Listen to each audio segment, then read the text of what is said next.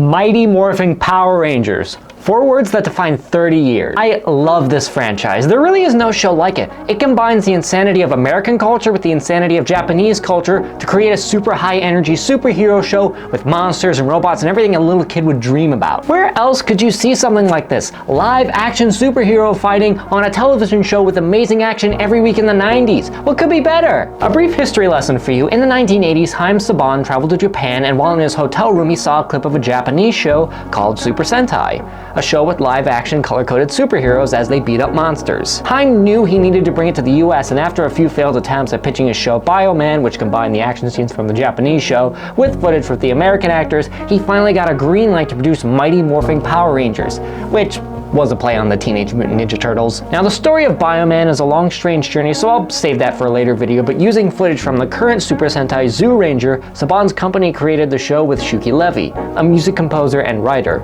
on a small budget but to amazing fanfare. You have no idea how popular the Power Rangers were. It was like the Beatles debuting all over again. They were everywhere. They are literally my childhood, which is why I made it a mission of mine to track down DVDs or VHSs or any way to watch every season of Power Rangers, which is how I grew up with every Power Rangers season. That is why for my first video on this channel, I am looking at the Green Ranger saga, over 30 years later. Because while Zoo Ranger was airing, they had a 6th Ranger storyline, which never happened before in Super Sentai, so the creators thought we need to do something, and so they cast the legend himself, Jason David Frank. I also want to dedicate this video to him because Jason did sadly pass away last year, and thoughts go with his friends and family. He really was an amazing guy who loved the fans, and we appreciate you. Jason at the time, much like the rest of the cast, was a martial artist and amateur actor, but he was so dedicated to the role, he just made it amazing. And if it wasn't for him, I don't think we'd be talking about Power Rangers running for 30 plus seasons. With all that said, my name is Rocko from Ream Lore, and let's dive in. Also, consider liking and subscribing if you enjoyed the video. Green with Evil Part 1. The very first thing we see is the iconic opening of Rita saying, "After 10,000 years, I'm free!" and Zordon saying, "Recruit a bunch of teenagers with attitude to fight the Space Witch."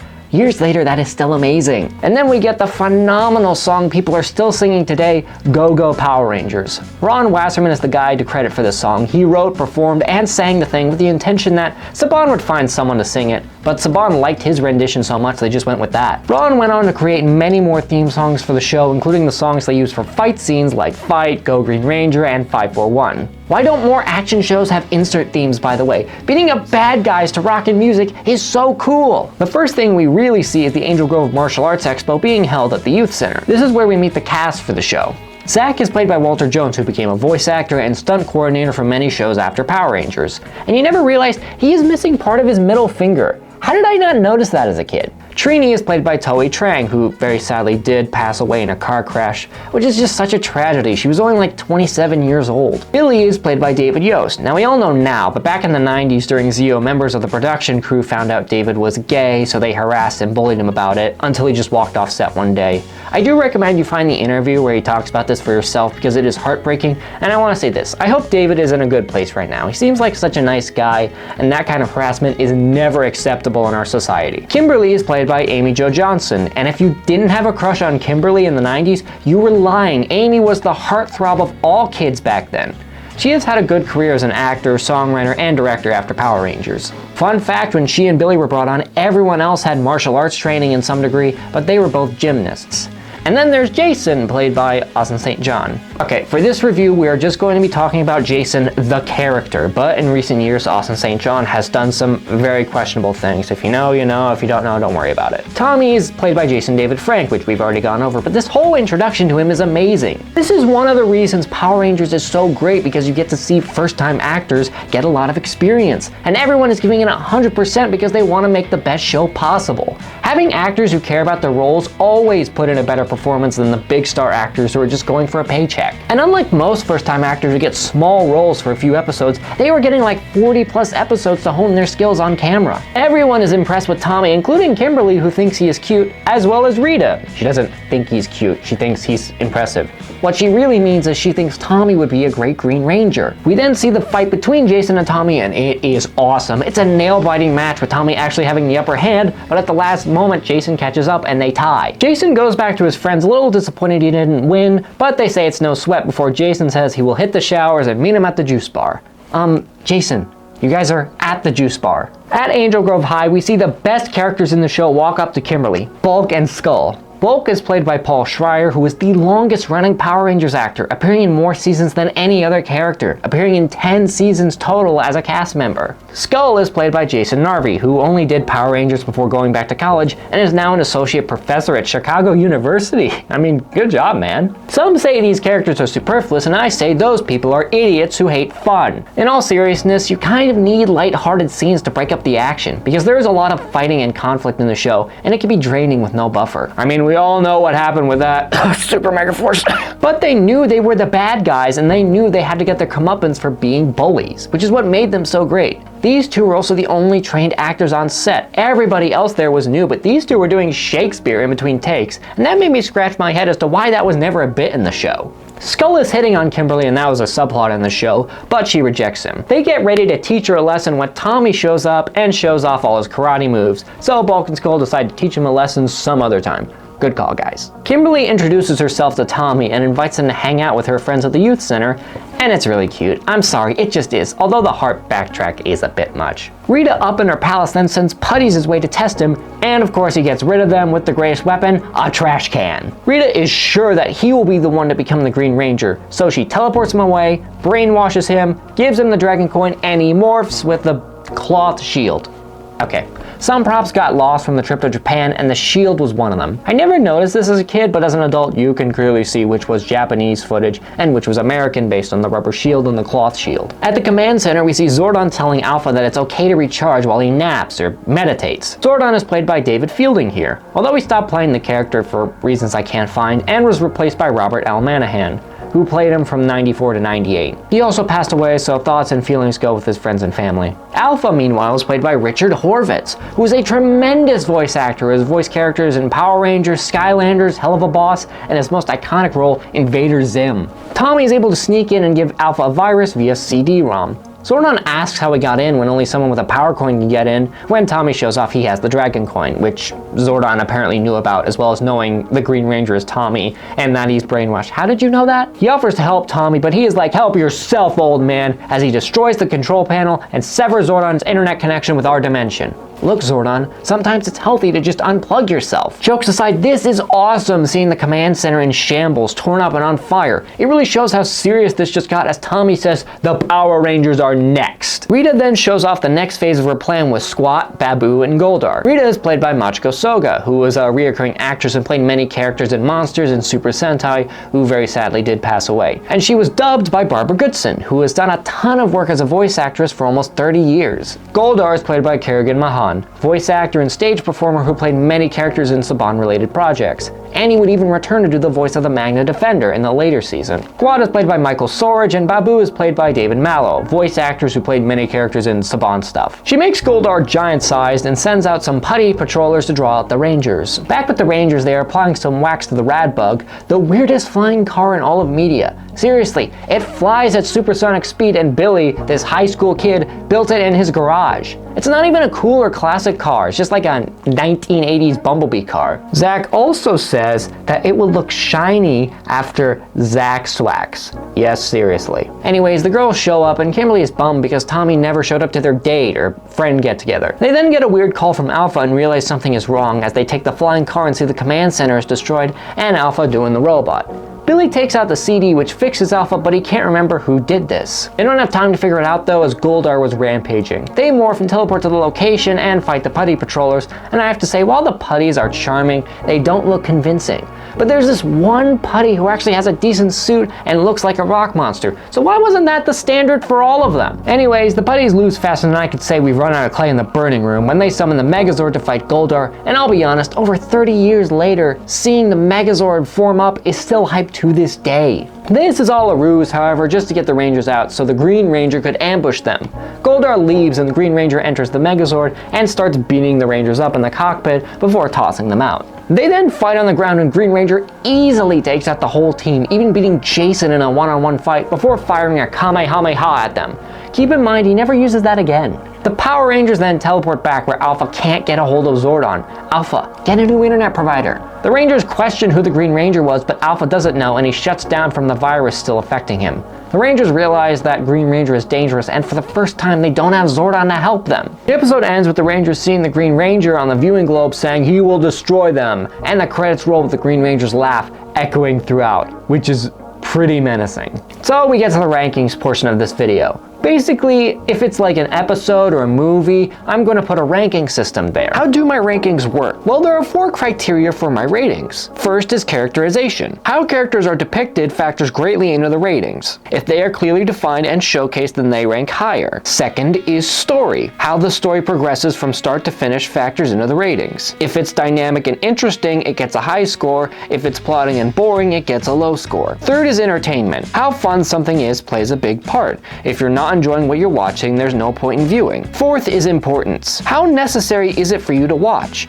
In our new world of streaming and rewatching, there's too much to watch. If something is noteworthy, it gets a high score. If it's something you can live with missing, it gets a low score. They will be judged in 5s, 5 being the best and 0 being the worst. However, on certain occasions, if I think something is truly noteworthy, I will go above or below certain parameters. If I think something is exceptionally good, I will give it a 6 or higher. If I think something is exceptionally horrendous, I will go lower than 0. Characterization gets a 5. I think everybody is strong here, including Tommy in his debut episode coming off as very charming and likable. Story gets a 6. It is a strong story and much different from the stories they were telling beforehand. Now we've got a Green Ranger, an evil Ranger showing up to beat the Rangers. Entertainment gets a 6. The whole Green Ranger saga is really entertaining, but everything in this episode was so much fun. The Green Ranger fights, the opening karate match with Jason and Tommy, it's just so much fun.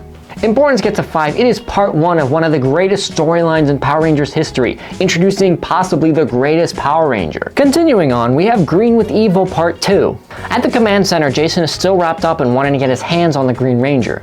They haven't been able to get Zordon back, but luckily Billy and Trini managed to fix Alpha, although he calls them Dude and Dudette, and I don't think I've heard Dudette since 2006. Rita is ready to start phase 2 of her plan, and that is to use the Sword of Darkness. This is where her minion Vinster explains what the sword is. It was used by the evil knight to defeat Zordon's warriors thousands of years ago, and it was given to Rita as a prize. Vinster is played by Robert Axelrod. He was an awesome voice actor who would 1 year later portray Lord Zed.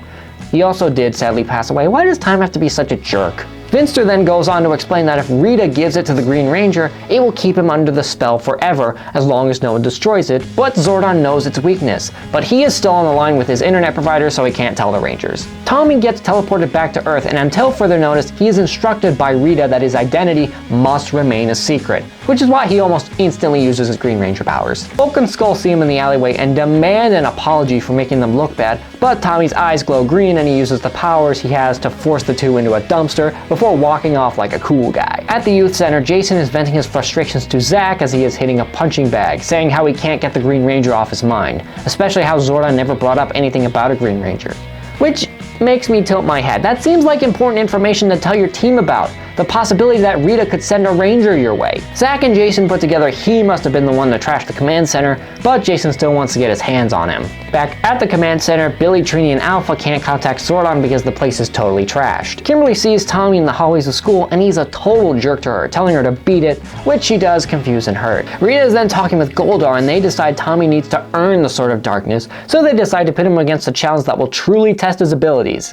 I'm just kidding. He's fighting more putties and he instantly gets rid of them with karate/wrestling moves and without a trash can, claiming the Sword of Darkness for himself. He says that the Red Ranger will be the first to go, and at this moment I realize, why didn't we get more of evil Tommy? He is so much fun as a bad guy. Zach and Kimberly are waiting for Jason to meet them at the Rad Bug, but he won't be meeting them because Tommy ambushes Jason at the school after faking to arrange a workout. Another one-off power, by the way, the ability to teleport someone else to the dungeon. 6th Rangers really do get nerfed when they join the team. Jason tries to communicate to the others, but he can't as Goldar enters and taunts Jason with his power morpher that he stole.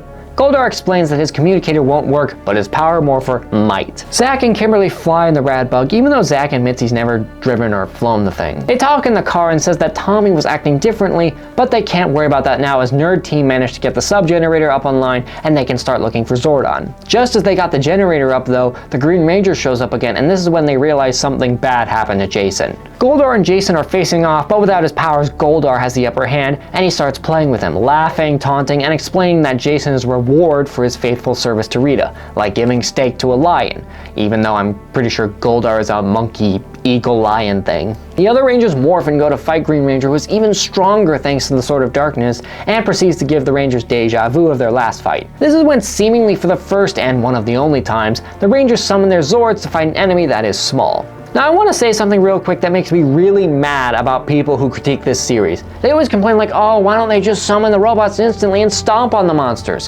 One, if they did do that, Rita would just instantly make the monster grow to counteract this, so the point is moot. And two, Zordon gave them orders not to escalate a fight unless the enemy forces you to. In plain English, don't summon the big weapons unless you need them because they could cause serious damage to the city as well as your enemy. The same people who say that they should summon the Zords first thing probably say the best way to take out a housefly is with a grenade, and how to stop some bank robbers hiding out in a gas station is to drop a nuke on them. I guess since Zordon is gone though, they realize that what Zordon doesn't know can't hurt him. We can get away with it this one time, and they use the Megazord. Green Ranger, being an absolute god though, just tries to blast the Megazord, but fails and is forced to retreat. Jason is still trying to call his friends, but still can't reach them as Goldar summons his sword and says that he is going to get rid of Jason for good. Back at the command center, they realize that things are really bad with Jason and Zordon out of commission. This is when Alpha does manage to get a hold of Zordon, but the connection is so bad he can't say anything before the connection is lost. Maybe Zordon should switch to Discord instead, guys. But yeah, things seem pretty hopeless for everybody as Goldar throws Jason's power morpher on the ground and says,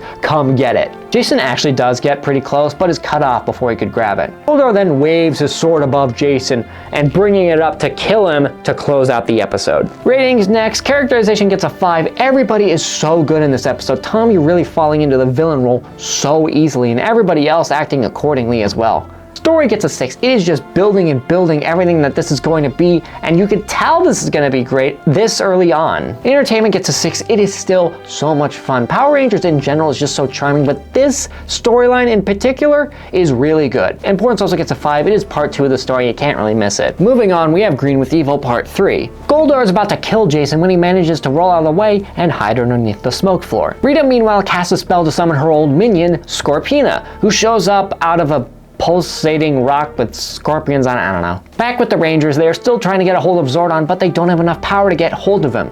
They also can't find Jason on their scanner, so they decide to find him the old-fashioned way by putting on their walking shoes and searching. Goldar is still trying to find Jason by jamming his sword into the ground over and over, but Jason gets the upper hand and the fight is back on.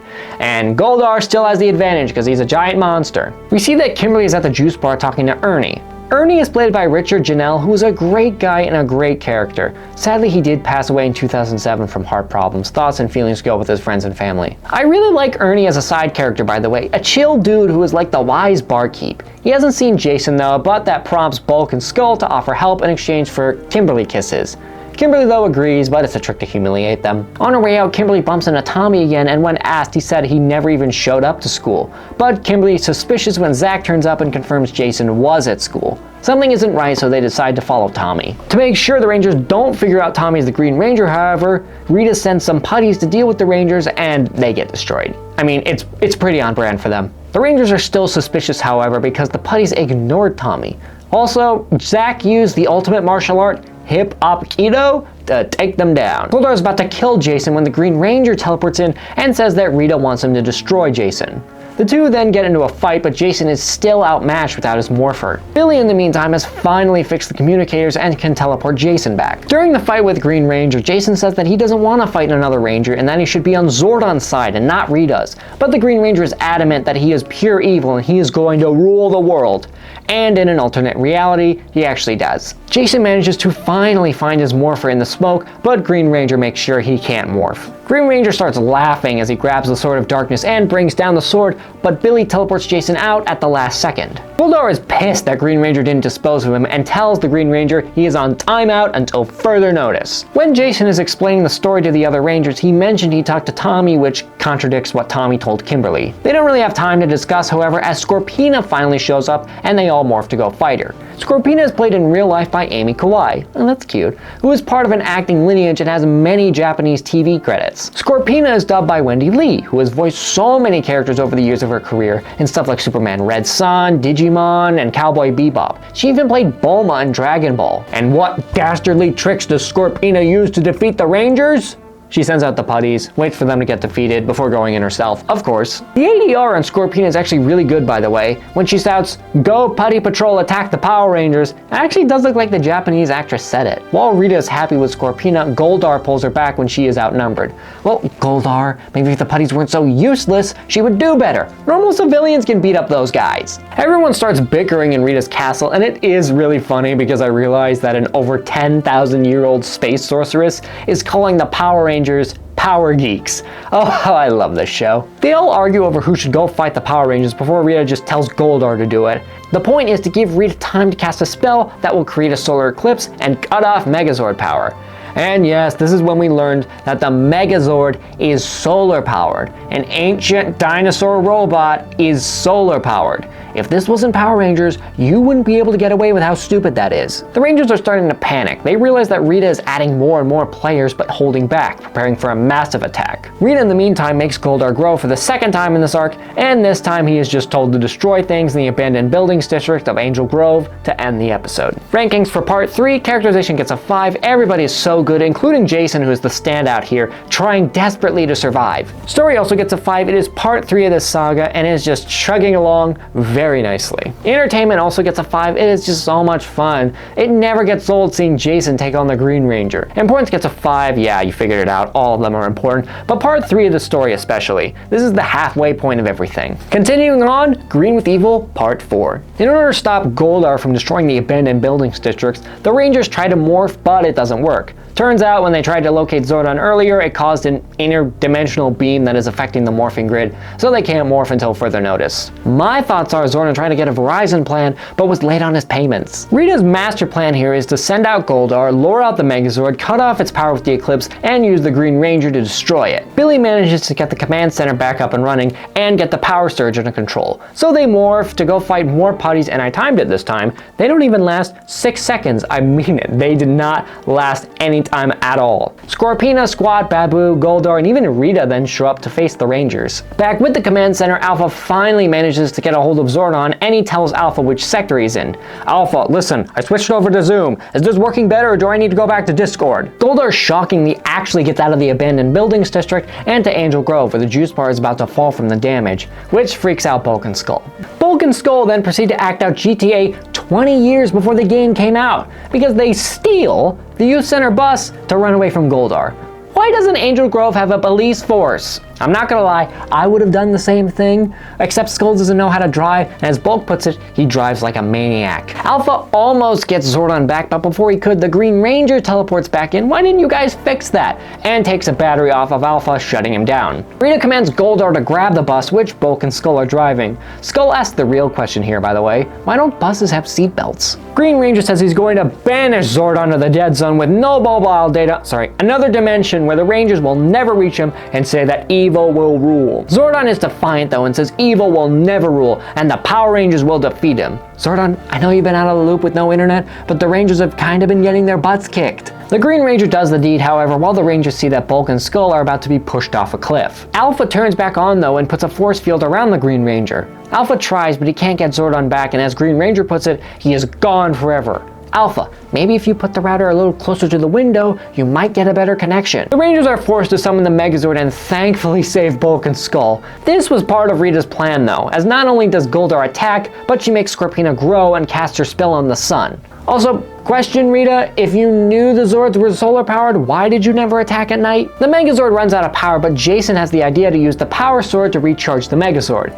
It works shockingly, so the sword is another pair of batteries? Alpha can't bring back Zordon, but he is going to figure out who the Green Ranger is. But just as he is about to unmask him, Rita teleports Green Ranger out and into the battlefield. Super cool moment happens, by the way, as Rita makes the Green Ranger grow. And this rarely ever happens, where the Power Rangers grow giant size, and it's so cool every time it happens. The Rangers try their best, but without power and facing off against 3 dangerous opponents, they just can't hold on. And the Megazord gets buried in lava as the Rangers can do nothing but watch. To be serious with you, this is pretty grim watching them all sink into the lava one by one as Rita laughs. spin-offs. By the way, present-day Power Rangers, involve the Zords in more storylines like this. This episode was great at including the Zords into the story. In future seasons, it just feels like the robot fights or something tacked on at the end. The Rangers are pretty distraught about this, with most of them thinking it's over. Without Zords, they're pretty much helpless, made worse by the fact Billy says that locating Zordon is not likely at this point. The Green Ranger was Rita's trump card and she won. Jason refuses this though, saying that even the smallest chance of victory should be enough to keep going. The world needs them. This scene is awesome, by the way, and proves that this isn't just some background noise show for kids. This proves why the Power Rangers have lasted so long into the present and why so many other properties from the 90s faded away into nothing. This whole arc goes above and beyond to prove why this isn't just some kids show, but it's just a really good show in general. There is some good news to end the episode, however. The fact that the computer ran a scan on the Green Ranger, and that is when they find out Tommy is the Green Ranger, ending the episode. In my opinion, this is the best episode of the arc. Characterization gets a 7, everybody's so good, including Jason trying to rally his team after they all feel like giving up, which is totally understandable. They lost the Zords and Zordon. They don't stand a chance right now, but Jason says they need to keep fighting, which is really cool. Story also gets a 7. It was such a good idea to eliminate the Zords. That was their last defense. Losing Zordon was a big blow, but losing the Megazord, that just handicaps them so much. Entertainment gets a 7. It is so much fun, especially the awesome moment of Green Ranger growing giant size. That was so cool, and that was the first time something like that had happened. Importance also gets a 5. They are all important, but this one in particular is where the stakes are risen so high. Alright, let's finish things off with Green with Evil, Part 5. The Rangers are all shocked that Tommy is the Green Ranger, but Alpha is sure. He also explains that Rita must have put some sort of spell on Tommy to control him, and Jason is determined to save Tommy. With Rita, however, she is holding a party with booze to celebrate her victories. And she also explains that she is not done yet as her plan continues. The Rangers get their confidence back and they all agree to help stop Rita. They decide to split up and look for Tommy while Alpha says he can bring Zordon back. Kimberly looks at the juice bar where Bulk and Skull say they should be the ones on TV because of how they scared off Goldar. Guys, you're on TV.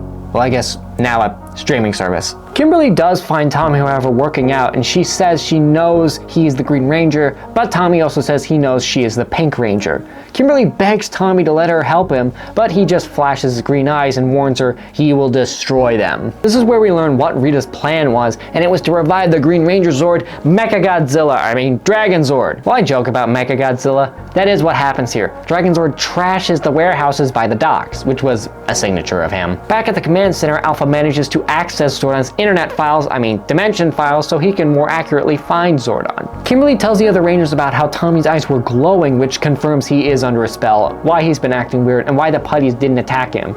Maybe because he kicked their butts twice unmorphed and with a trash can lid. Trini then shows up and tells them Dragon Zord is attacking, and they all morph to try and help. Tommy is also there, and this is where we see the Dragon Dagger, a flute that can control the Dragon Zord.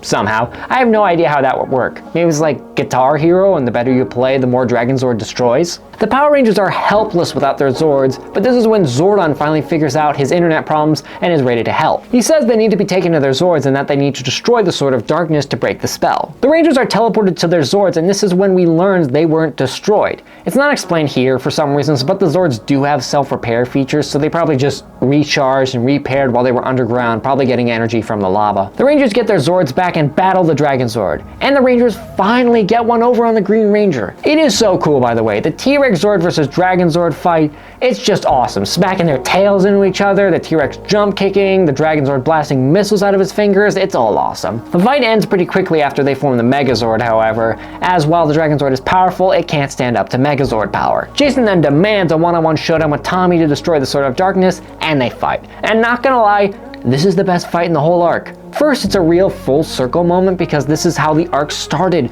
with Tommy and Jason fighting each other to a standstill. They are just slicing each other, blasting each other, doing these awesome martial arts maneuvers, and even another cool one-off power for the Green Ranger, playing his flute dagger thing, which powers up his gold shield to deflect the laser blasts. But just as Green Ranger is about to win, the Red Ranger manages to defeat him and destroy the Sword of Darkness. Tommy is freed from the spell, but he remembers everything he did.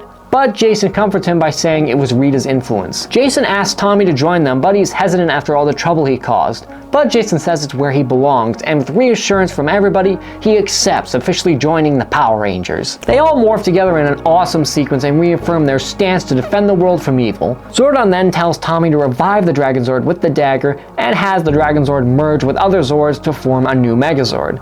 So after that's done, Rita sends more putties their way and they get defeated instantly. I'm just kidding. Rita's upset about this, but she doesn't stay mad for too long. Probably because she had a failsafe in mind, but that's a story for another day. At the command center, Zordon praises the Rangers for the fact without his guidance and insight, they still stayed strong and persevered. But the Rangers say it's all because of Alpha that they managed to get through all this, and Zordon says he is so proud of Alpha for standing up and being a true leader and mentor in this tough time. Zordon also officially makes Tommy a member of the Power Rangers after he swears the oath to never use powers for yourself, never escalate a fight unless the enemy forces you to, and to keep your identity a secret. Really shows off a new communicator for Tommy, and they all do the freeze frame high five to end the arc. After all was said and done, this saga really sent Power Rangers off into the stratosphere, and it became the most popular show that went on for 30 years with a new season every year. Even to this day, fans are still obsessed with Power Rangers, and in 2023, they had their best year ever, with Great Boom Studios comics, the 30th anniversary special, and Cosmic Fury, which ended an era. This 5-part story is so great. I'm not even kidding. 30 plus years later, and I still think it's a masterpiece. Everyone plays their roles so well, the action and story are great, no one feels wasted, there is a sense of constant dread throughout the entire arc that builds and builds, and it cemented Power Rangers as one of the greatest live-action superhero shows ever. If you're a Power Rangers fan and you've never seen this, change that right now. What are the ratings for this one? Well, despite the finale, there were some hiccups here and there. I think characterization is a 5. Everybody is so well in this, including Jason, who extends a hand of friendship to Tommy even though he just tried to kill them, but he's understanding and Tommy accepts despite being a little hesitant. Story also gets a 5. There are some minor hiccups here, like the Zords just coming back magically or Alpha just somehow bringing Zordon back, but it doesn't hurt too much. Entertainment gets a 7. This is so much fun. The Zord battle on the red versus green thing, it's so cool. It's just so much fun. Importance gets a 5. It is the finale to one of the best arcs ever. Of course it gets a 5. So what happened after this? Well, Tommy lost the Green Ranger powers, then got them back, then lost them again, then got them back, then lost them again, then changed his Ranger color several times, then magically got them back, and then got a Master Morpher to change into any of them at will, and is on the cusp of becoming the White Dragon, which I will totally watch when it comes out. Show Power Rangers, on the other hand, went on for another 30 years with a new Ranger season every year with a new cast and story, although sadly the current state of Power Rangers is unknown. Currently, the awesome Boom Studios Power Rangers comic storyline is coming to an end, but they have renewed the series, and Hasbro owns the property right now, while also severing their ties with Toei, the company that produces Super Sentai, which has never happened before. The whole show is in speculation right now. Hasbro has said they wanted to bring the show back with either movies or a show, and that there were plans to bring it back with Netflix, but Netflix being Netflix allegedly canceled the project, so we're in limbo right now. But I know for a fact that Power Rangers is not a franchise that will go down quietly. It has left too big a legacy for that. And even if Netflix doesn't do anything with the property, there are YouTubers and online creators who are making amazing fan films and comics online, ones that we may look at in the future. I speak for the entire fan base when I say I never want Power Rangers to end. I want it to keep going in some form, and I'll always proudly proclaim myself as a fan. Thank you all so much for watching. If you enjoyed this video, make sure to like and subscribe, and I'll see you all next time.